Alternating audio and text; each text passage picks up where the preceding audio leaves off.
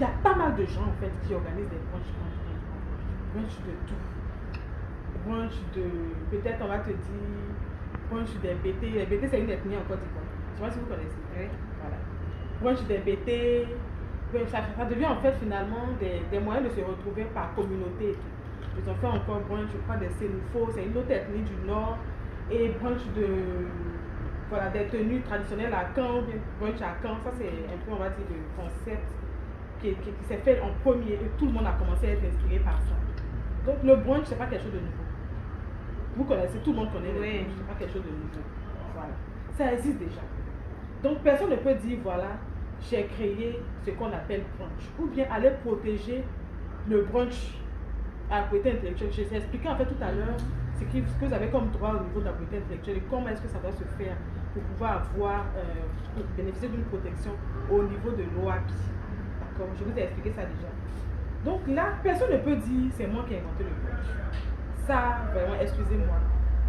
Oh, vraiment, c'est pas possible. Ça existe. Oui. Maintenant, le truc, c'est que déjà, dans brunch, il y a différents types encore de brunch, différents courants. J'ai cité tout à l'heure, brunch de ci et ça. Donc, en fait, je parlais en fait avec quelqu'un qui avait vu son idée de brunch, son projet de brunch, son concept spécifique à lui, qui est nouveau aussi. Il a créé une innovation dans le brunch, un autre type de brunch encore, qui n'avait pas encore été fait en tout cas. Et il était dans l'action en train de commencer à partager les visuels, commencer à machin, la date était fixée et tout. Maintenant, il y a quelqu'un d'autre, une autre structure qui a commencé à communiquer pour ce même type de brunch. C'est-à-dire, si je dis brunch de X, voilà, c'est brunch de X aussi, cette personne a commencé à faire. Là encore, c'est pas méchant, hein. Ça va, comme je disais, le brunch, personne n'a créé le brunch. Voilà, tout le monde peut, comment on appelle ça, tout le monde peut se lancer dans une activité, dire que je vais inventer le brunch. Maintenant, qu'est-ce que vous pouvez protéger ici? Vu qu'on parle d'un événement et tout, la parade que vous pouvez utiliser, l'une des parades que vous pouvez utiliser, c'est de protéger le nom. Parce que tout à l'heure, je disais quoi? Tout ce que vous faites comme activité, tout ce que vous avez comme notoriété est rattaché à votre nom.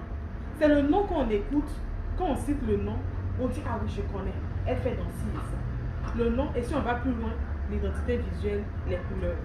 C'est ce que vous pouvez protéger en fait. Parce que personne n'a inventé la lune et rien n'est nouveau sous le soleil en réalité. Donc, qu'est-ce qui se passe? La personne, la structure en question lance le point. Donc, j'explique en fait à cette personne avec qui on a échangé longtemps par rapport à ça que, en fait, je comprends bien ce qui se passe. Ça fait mal que quelqu'un copie, d'accord? Mais déjà, il n'y a pas moyen de se prémunir du fait que quelqu'un d'autre organise un brunch. Il n'y a pas moyen aussi de dire à quelqu'un mon brunch de X que je suis en train de faire là, ne le fait pas aussi. Parce que ça encore, lui aussi peut avoir l'idée. Les idées sont de libre par vous, d'accord? Mais ce qui est possible de faire, c'est de protéger le nom. Et vous protégez le nom en premier. Et dans ce cas-là, heureusement ou malheureusement, heureusement parce qu'il y a des moyens de recours à ce niveau, c'est que cette structure a utilisé exactement le même nom. C'est-à-dire, si la structure avait un autre nom, si le brunch avait un autre nom, brunch de Y, et non brunch de X comme l'autre, on aurait dit non, c'est son brunch, à lui aussi. Mais le fait d'utiliser le nom, voilà, ça donne déjà quelque chose sur lequel on peut s'appuyer. D'accord? Maintenant, la structure dont je parle, avec qui j'échange, n'a pas encore protégé ce nom-là. D'accord? Donc, qu'est-ce qu'il est possible de faire? Il faut courir pour aller protéger avant l'autre. Parce que c'est le premier qui arrive qui peut. C'est ça. Et même quand vous arrivez, on va vous demander encore, si je prends le cas du bureau ivoirien du droit d'auteur, parce qu'il y a deux moyens de protéger, ou non plusieurs encore, si on cherche bien. Mais je parle de prime abord comme ça. Le bureau du droit d'auteur. Ici, il y a le bureau BUBEBRA, je crois. Bureau béninois du droit d'auteur.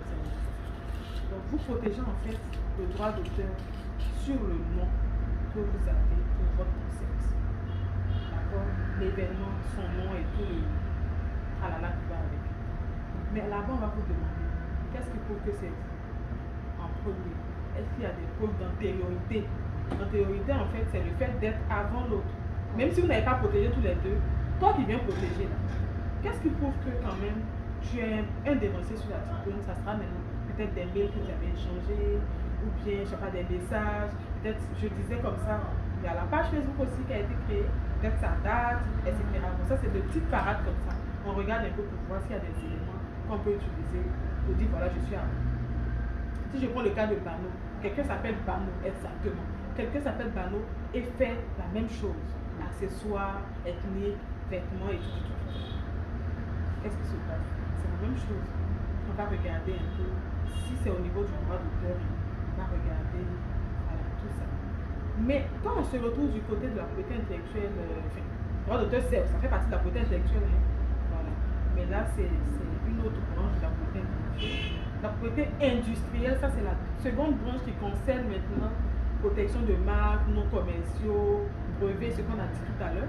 Ça c'est la seconde branche. Il y a deux grandes familles de propriété intellectuelle. D'accord? Droit d'auteur, droit voisin. Et maintenant, propriété industrielle. Voilà. L'autre côté, c'est propriété littéraire. Donc, de ce côté-là, il faut arriver en premier. Celui qui protège en premier a le droit de propriété intellectuelle sur ce qu'il a protéger. Point. On va pas chercher à comprendre. Non, en fait, depuis 2000, depuis 1800, non. Il faut aller faire, il faut passer à l'action et protéger en fait l'activité, le non commercial, le nom de la marque, faire le dépôt de marque, protéger le non commercial. En fait, en fonction de l'activité, en fait, il y a un type de protection qui va avec. Voilà. Si c'est une invention, on va parler de brevet et etc. Donc c'est un peu ça en fait. Donc comme je disais, on parle aujourd'hui de droit des affaires. D'accord? On va parler des basiques du droit des affaires. Mais le droit des affaires, comme il y a plusieurs familles, voilà, là, j'ai atterri directement dans le propriété intellectuelle, mais on va revenir maintenant pour vous expliquer d'autres points du droit des affaires. Voilà, mais de manière pratique et pragmatique, en fonction de chaque activité que vous avez, et vous pourrez en fait les mettre en pratique.